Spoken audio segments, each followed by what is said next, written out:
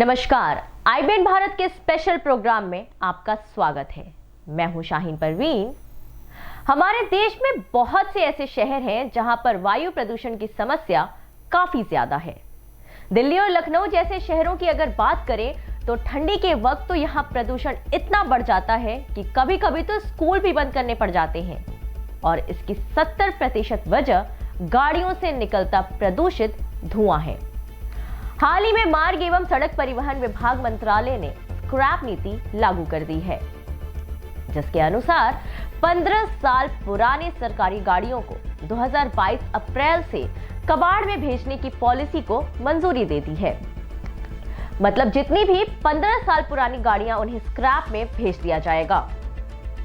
मार्ग एवं सड़क परिवहन विभाग मंत्रालय के मुताबिक राज्य और केंद्र सरकार के अंदर जितने भी सरकारी दफ्तर हैं और ऑफिसेस में चलने वाले जितने सरकारी वाहन हैं, उन्हें कबाड़ा घोषित कर दिया जाएगा। 15 साल पुराने इन वाहनों को कबाड़ में डाल दिया जाएगा।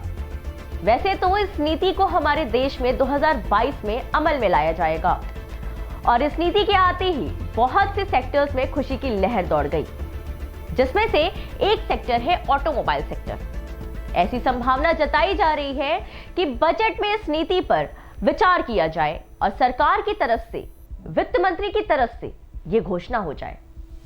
आपको बता दें कि सरकार ने हमारे देश को ई मोबिलिटी पर शिफ्ट करने का 2030 तक का एक लक्ष्य रखा है, जिसका उद्देश्य हमारे देश के कच्चे तेल आयात बिल को कम करना है।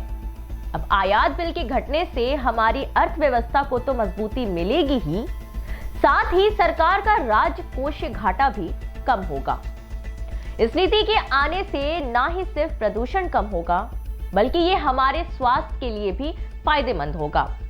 इसके अलावा अगर सरकार इस नीति को लागू करती है तो ऑटोमोबाइल्स के साथ साथ स्टील, रबड़ और एल्युमिनियम सेक्टर को भी बहुत फायदा होगा।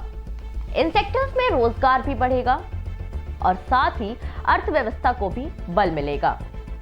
तो अगर 15 साल पुरानी गाड़ियों को कबाड़ में डालने की नीति घोषित हो जाती है तो देश में फिर वाहन और भी ज्यादा बनेंगे।